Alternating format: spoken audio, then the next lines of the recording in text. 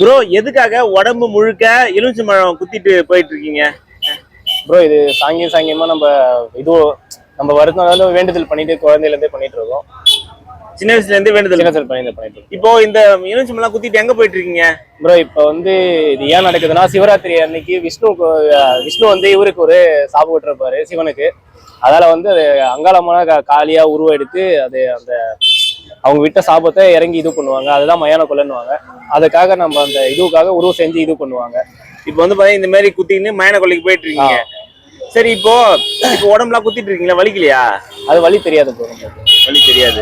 அந்த ஒரு 1 second, end of 1 second, அவ்வளவுதான். அந்த எறும்பு காய்ச்ச மாதிரி இருக்கும், அவ்வளவுதான். Okay bro. இப்போ வந்து பாத்தீங்கன்னா எத்தனை வருஷமா நீங்க இந்த மாதிரி எலுமிச்சை பழம் குத்திட்டு போயிட்டு இருக்கீங்க? நான் இப்போ 9 இயர்ஸ் தான் ப்ரோ. 9 வருஷம் போயிட்டு இருக்கீங்களா?